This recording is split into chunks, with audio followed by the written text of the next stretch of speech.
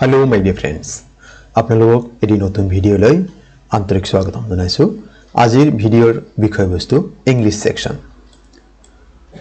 Assam direct recruitment exam ইয়াৰ grade 3 বা 4 ৰ পৰীক্ষা আসাম পুলিচ ABUB বা আসাম পুলিচ SI এক্সাম এনে ধৰণৰ কম্পিটিটিভ এক্সামৰ ইংৰাজীৰ যিবোৰ প্ৰশ্ন দিয়া থাকে সেই প্ৰশ্নসমূহ আমি কিদৰে শুদ্ধকৈ উত্তৰ কৰিব পাৰো তাৰ কেইটামান কিটিপ আমি আজিৰ ভিডিঅ'ত আলোচনা কৰিম। এটো এটা মডেল কোৱেশ্চন পেপাৰ হয়। ইয়াত 20টা প্ৰশ্ন লোৱা হৈছে।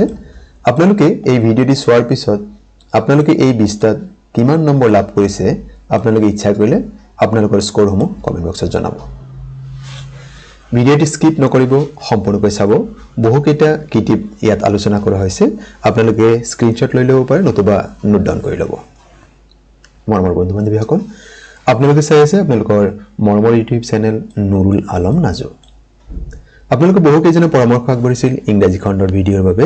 আপোনালোকৰ পৰামৰ্শৰ ভিত্তিতে আজিৰ ভিডিঅ'টি যুগুত কৰা হৈছে। আহকচোন বাৰু আজিৰ বিষয়বস্তুখিনি বিতংকৈ জানি লওঁ। প্ৰথম প্ৰশ্নটি আছে এ ওমেন হুজ হাজবেণ্ড ইজ নো মোৰ। এগৰাকী মহিলা যাৰ স্বামীৰ মৃত্যু হৈছে তেখেতক আমি কি বুলি ক'ম? বিকল্প দি আছে ৱেডৱাৰ, স্পিনষ্টাৰ, উইডো এণ্ড বেচেলাৰ। এই শব্দকেইটা মন কৰিব। ৱেডৱাৰ মানে হৈছে বিপত্নীক, যিজন পুৰুষৰ ঘৈণীয়েকৰ মৃত্যু হৈছে তেওঁক ৱেডৱাৰ বুলি কোৱা হয় বা বিপত্নীক। স্পিনষ্টাৰ বুলি ক'লে অবিবাহিতা ছোৱালী, কুমাৰীক বুজায়।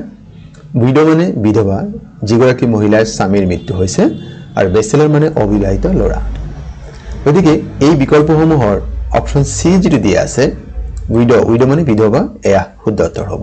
বাকীকেইটা এটা কমে পাইছে। উইডোৰ মানে বিপত্নীক, স্পিনষ্টাৰ কুমাৰী বা অবিবাহিতা ছোৱালী, উইডো বিধৱা, বেচেলাৰ অবিবাহিত ল'ৰা। গতিকে অপশ্যন চি আমাৰ কাৰণে শুদ্ধ উত্তৰ। দ্বিতীয় প্ৰশ্ন, select the correct meaning of the underline idiom or phrase. এই যিখিনি আণ্ডাৰলাইন কৰা আছে আ ষ্টোন থ্ৰ', এই ইডিয়ম বা ফ্ৰেজৰ অৰ্থটো কি হয়? বাক্যটো এনেকৈ দিছে, my school is within a stone's throw' of the railway station. ইয়াত বিকল্প দিছে within a certain radius, at a short distance, an isolated place, very far. A stone's throw ই আচলতে বুজায় অতি ওচৰৰ বা নিকটৱৰ্তী এনেকা অৰ্থ বুজাবৰ কাৰণে ব্যৱহাৰ কৰা। গতিকে অপশ্যন চি আমাৰ কাৰণে শুদ্ধ উত্তৰ হ'ব, নিকটৱৰ্তী বা ওচৰত। ইয়াত চাওক বাক্য এটা, our office is just a stone's throw from the sea. পৰৱৰ্তী বাক্য, which of the following is correctly spelled? চাৰিটা শব্দ দি আছে, তাৰে এটা শুদ্ধ স্পেলিং দি আছে, কোনটো হয় সেইটো আমি ক'ব লাগে। ইয়াত কম্প্ৰিহেনশ্যন শব্দটো লোৱা হৈছে, ইয়াৰে অপশ্যন চি এয়া শুদ্ধ, বাকীকেইটা ভুলকৈ দি আছে। কম্প্ৰিহেনশ্যন শব্দৰ অৰ্থ হৈছে বোধগম্যতা, উপলব্ধি বা অনুধাৱন, the ability to understand something. এইটো হৈছে comprehension, COMPREHENSION। Which of the following is the noun form of the adjective wise? Wise শব্দ এটা কি হয়? adjective হয়, বিশেষণ হয়।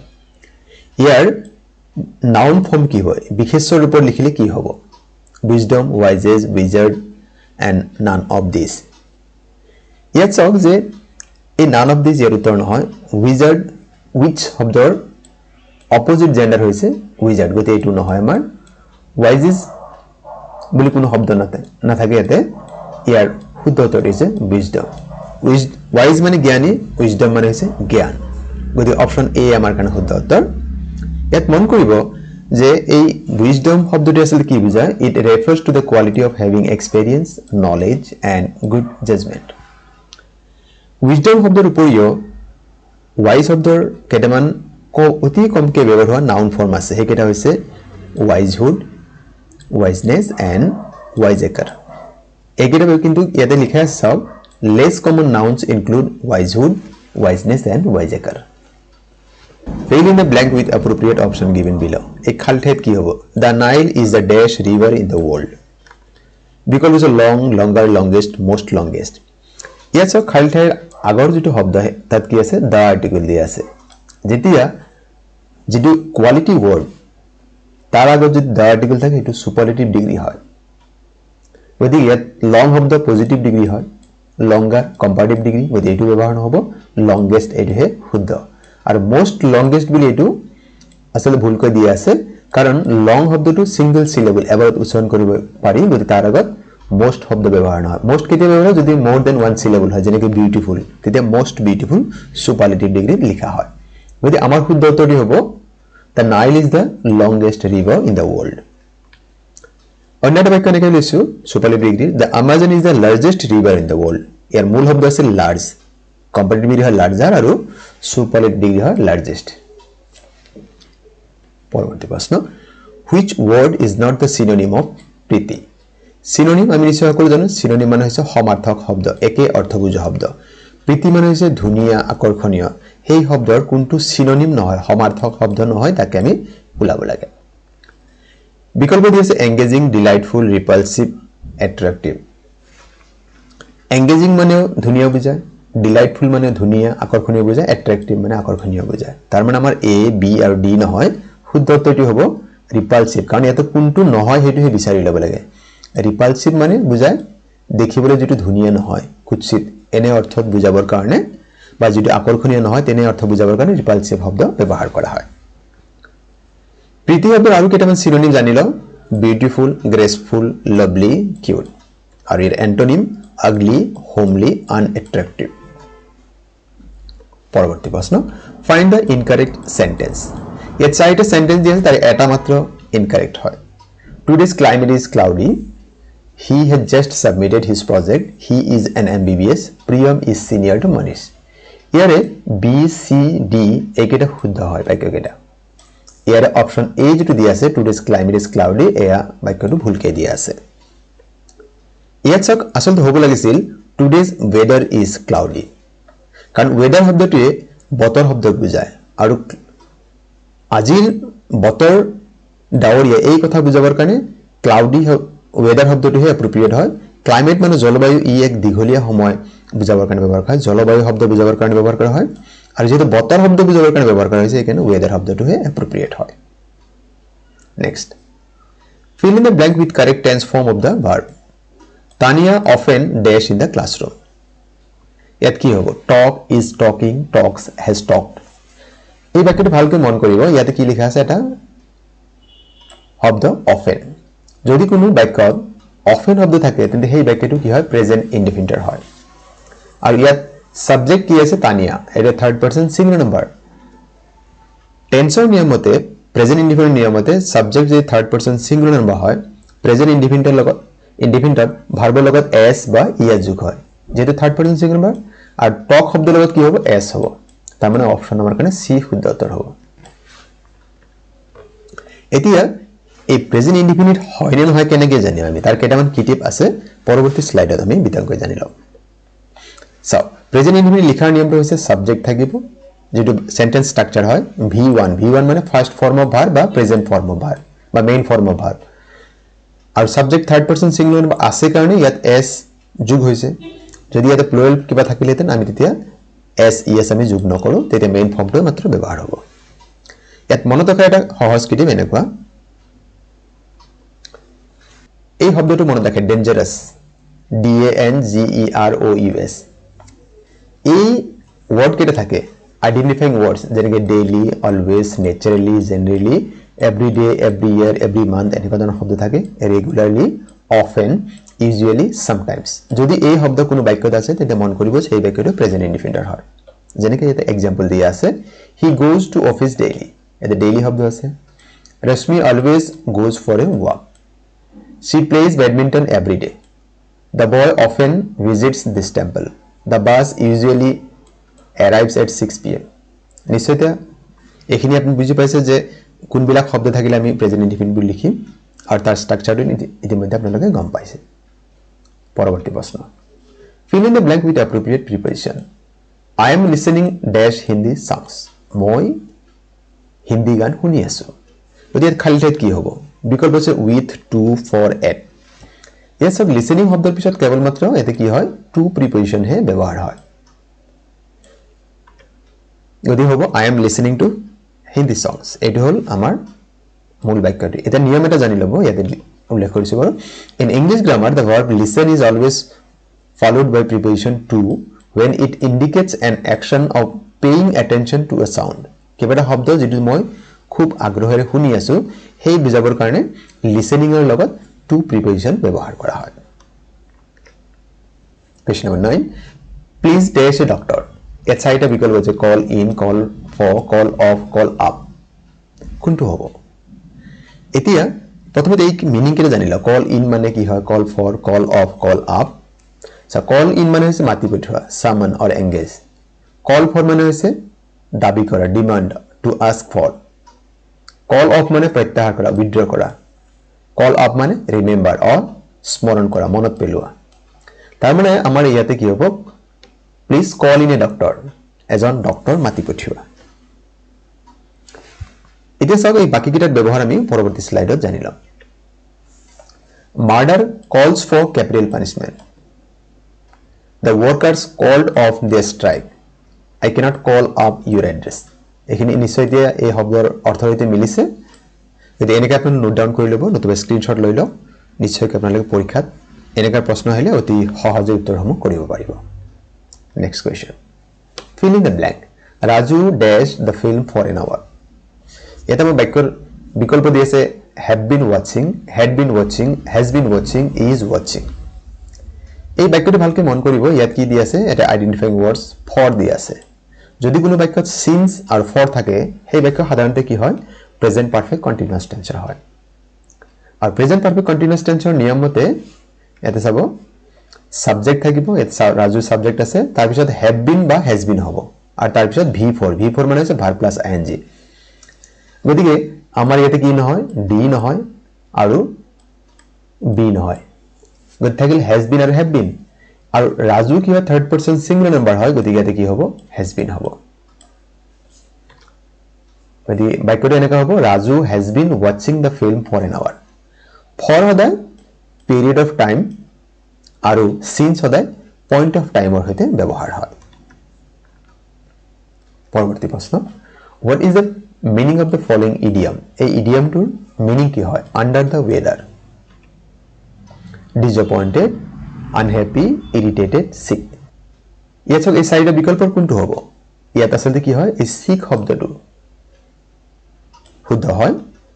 under the weather মানে কি হয় আমি জানি লওঁ slightly ill অলপ গাটো বেয়া লাগি আছে or sick and not as well as usual. যেনেকৈ আৰু এটা বাক্য লৈছো I am going to stay at home because I am feeling under the weather today. মই গাটো ভাল লগা নাই বাবে আজি মই ঘৰতে থাকিম. পৰৱৰ্তী প্ৰশ্ন what is the antonym of fragrance? antonym মানে হৈছে বিপৰীত অৰ্থ বুজোৱা শব্দ opposite word. fragrance মানে সুগন্ধি.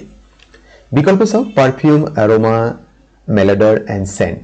perfume মানে সুগন্ধি, aroma মানে সুগন্ধি, scent মানে সুগন্ধি. তাৰ মানে a b আৰু d ইয়াৰ উত্তৰ নহয় কাৰণ antonym বাছিব দিছে গতিকে আমাৰ কি হ'ব malodor মানে হৈছে দুৰ্গন্ধ, odor মানে গোন্ধ, malodor মানে দুৰ্গন্ধ. গতিকে আমাৰ অপচন সি শুদ্ধ উত্তৰ হয়. fragrance শব্দৰ antonym আৰু কেইটামান যেনেকৈ strange, reek, fetor, stink আৰু ইয়াৰ synonym হৈছে essence, odor, spice, redolence. পৰৱৰ্তী প্ৰশ্ন choose the correct preposition. ইয়াত কি preposition ব্যৱহাৰ হ'ব Tarun is good dash public speaking. ইয়াত সব in, at, on, into. good শব্দৰ লগত সাধাৰণতে in আৰু at preposition ব্যৱহাৰ হয়. এই দুটাৰ ভিতৰত ইয়াত কি হ'ব এই বাক্যটোত Tarun is good at public speaking. তাৰ মানে ইয়াত আমাৰ অপচন বি শুদ্ধ হ'ব. এটা good at আৰু good in কেতিয়া ব্যৱহাৰ হয় তাকে আমি জানি লওঁ. good at এটা কি বুজা skills and abilities মানুহৰ কৌশল বা দক্ষতা বুজা যেনেকৈ I am good at playing the guitar. এটো কি হয় ability বা skill. আৰু যদি good in হয় areas of study কিবা বিষয় অধ্যয়নৰ কিবা বিষয় যেনেকৈ she is good in chemistry. পৰৱৰ্তী প্ৰশ্ন choose the correct option which best explains the meaning of the idioms. এই ইডিয়মটোৰ মিনিং কি হয় every dog has its day, once in lifetime জীৱনত এবাৰ, bad luck দুৰ্কপাল, everyone gets a chance eventually প্ৰত্যেকই সময় সময় এটা কি পায় সুযোগ পাব, almost too late বহু পলম হোৱা ইয়াৰ শুদ্ধ উত্তৰ হ'ব option C every dog has its day ইয়াৰ মিনিংটো এনেকুৱা হয় সাধাৰণ বা দুৰ্বলৰ বাবেও সকলোৰে জীৱনত সুযোগ বা সফলতাৰ সময় আহে বা আমি এনেকৈ ক'ব পাৰোঁ ভাল সময় সফলতা আৰু সুখৰ মুহূৰ্ত প্ৰতিজন ব্যক্তিৰ জীৱনলৈ আহে হেয়া সাময়িক হ'লেও আহে Question number 15 one word substitution এটা শব্দত প্ৰকাশ কৰিব লাগে study of handwriting হাতৰ আখৰৰ বিষয়ে অধ্যয়নক কি বুলি কোৱা হয় বিকল্প দিছে গ্ৰাফোলজি ডেমোগ্ৰাফি ক্যালিগ্ৰাফি সাইকোলজি ইয়াত চাওক অপচন এ আমাৰ শুদ্ধ উত্তৰ হয় গ্ৰাফোলজি এটা বাকি কেইটা আমি কি বুজাই পাই জানি ন graphology study of handwriting demography study of population জনসংখ্যাৰ বিষয়ে অধ্যয়ন কৰা কি বুলি কোৱা হয় ডেমোগ্ৰাফি বুলি কোৱা হয় ক্যালিগ্ৰাফি the art of producing beautiful decorative handwriting or lettering psychology it is a scientific study of behavior and the mind পৰৱৰ্তী প্ৰশ্ন what is the collective noun for friends friends শব্দৰ বাবে আমি কোনটো collective noun ব্যৱহাৰ কৰোঁ এই বিকল্প দিছে square rectangle circle triangle ইয়াৰে অপচন সি যেটো দি আছে হেয়া শুদ্ধ friends শব্দৰ collective noun হৈছে circle হেইভাবে আমি হগনাই ব্যৱহাৰ কৰোঁ যে মোৰ ফ্ৰেন্ড সাৰ্কেল বহুত ভাল বা অমুক লৰা বা অমুক ছোৱালী ফ্ৰেন্ড সাৰ্কেল ভাল নহয় গতিকে ফ্ৰেন্ড শব্দৰ কালেক্টিভ নাউন হৈছে circle Question number 17 fill in the blank using appropriate pronoun এতে কোনটো pronoun বা সৰ্বনাম ব্যৱহাৰ হ'ব the students have submitted dash assignments ইয়াত চাও সাবজেক্ট যেটো students এইটোৱে এজনতকৈ বেছি ছাত্ৰ বুজাইছে গতিকে ইয়াৰ যেটো pronoun হবে এটো প্লুৰাল ফৰ্ম হ'ব লাগিব গতি হিজ হ'ব নোৱাৰে হাৰ হ'ব নোৱাৰে আৰু দেয়াৰ শব্দটো কি নহয় pronoun নহয় গতি ইয়াত শুদ্ধ হ'ব their দেয়াৰ মানে হিহঁতৰ ছাত্ৰ-ছাত্ৰীসকলে তেওঁলোকৰ এছাইনমেন্ট সমূহ জমা দিছে গতি ইয়াত দেয়াৰ their এয়া শুদ্ধ উত্তৰ হয় Complete the following English proverb with the correct option given below এই proverb বাক্যটি পূৰ কৰিব লাগে এই খালি ঠাইত কি হ'ব Dash is that handsome does. Beauty, handsome, kindness, honesty. আসলতে এই যেটো প্রবাদ বাক্য হেয়া হৈছে handsome is that handsome does. হেয়া হৈছে প্রবাদ বাক্যটি। ইয়াৰ মিনিংটো হৈছে ৰূপে কি কৰে গুণে সংসাৰ তৰে। ইংৰাজী মিনিং এনেকৈ character and behavior are more important than appearance. মানুহৰ বাহ্যিক ৰূপতকৈ মানুহৰ চৰিত্ৰ আৰু আচৰণ হেয়া বেছি গুৰুত্বপূৰ্ণ হয়। গতিকে হেইখিনি বুজাবৰ কাৰণে এই প্ৰবাদ বাক্যটি ব্যৱহাৰ কৰা হয় ইয়াৰ বাক্যটি এনেকুৱা হয় handsome is that handsome does Question number 19 what is the collective noun for fish fish এই যেটি দেখা পাইছে বহুকেইটা fish ইয়াৰ collective noun কি হ'ব বিকল্প আছে soul swarm flock and band band হৈছে band of musicianৰ collective noun band হয় flock of birds হয় swarm of insects বা bee গতিকে আমাৰ বি সি ডি একেটা নহয় আমাৰ এতে কি হ'ব option A shoal S H O A L ইয়াৰ উপৰি অন্য এটা শব্দ ব্যৱহাৰ কৰা হেতু হৈছে school collective noun for fish school ব্যৱহাৰ কৰা হয় বা সোল এই দুইটাই শুদ্ধ হয় Question number 20 what is the feminine gender of nephew nephew শব্দৰ feminine gender কি হ'ব nephew মানে হৈছে ভতিজা বিকল্প হৈছে daughter sister niece and wife মানে স্ত্ৰী বা কন্যা এটো নহয় sister মানে ভনিয়েক daughter মানে জিয়েক তাৰ মানে a b আৰু d নহয় শুদ্ধ উত্তৰ হৈছে nice n i e c e nice মানে হৈছে ভতিজি এটা অৰ্থ চাই ল nephew a son of one's brother or sister এজন ব্যক্তি নিজৰ ভাইকৰ বা ভনিয়েকৰ ল'ৰা or of one's brother-in-law or sister-in-law ভতিজা ভাগিন বুজাবৰ কাৰণে আমি কি ব্যৱহাৰ কৰো nephew আকৌ daughter কি হৈছে nice কি হৈছে a daughter of one's brother or sister or of one's brother-in-law or sister-in-law ভতিজি বা ভাগিনী বুজাবৰ কাৰণে nice শব্দটো ব্যৱহাৰ কৰে গতিকে nephew মানে ভতিজা আছিল তাৰ বিপৰীত কি হ'ব ভতিজি n i e c e মই বন্ধু বান্ধৱীসকল আজিৰ বিষয়বস্তু ইমানে আছিল আপোনালোকে আজিৰ বিষয়বস্তু আৰু ইয়াৰ উপস্থাপন কেনে পালে কমেন্ট কৰি জনাব কাৰণ আপোনালোকৰ পৰা লাভ কৰা প্ৰতিটো কমেন্টে আমাক বাৰকৈ অনুপ্ৰাণিত কৰে পৰৱৰ্তী ভিডিঅসমূহ যুগুত কৰাৰ বাবে আমি আপোনালোকৰ পৰামৰ্শৰ ভিত্তিতে আমি অধিক মনোবল পাওঁ আৰু ভিডিঅ'সমূহ প্ৰস্তুত কৰিবৰ কাৰণে আমি আগবাঢ়ি আহোঁ আপোনালোকে বিনম্ৰ অনুৰোধ যদি প্ৰথমবাৰৰ বাবে আমাৰ এই ভিডিঅ'টি চাই আছে আমাৰ চেনেল চাই আছে আৰু চেনেলটি যদি সাবস্ক্ৰাইব কৰা নাই চেনেলটি সাবস্ক্ৰাইব কৰিবলৈ আশা থাকিলে ভিডিঅ'সমূহ লাইক কমেন্ট আৰু শেয়াৰ কৰিব আৰু আজিৰ ভিডিঅ' সম্পূৰ্ণ কৰি চাবৰ বাবে আপোনালোকক জনাইছো অশেষ ধন্যবাদ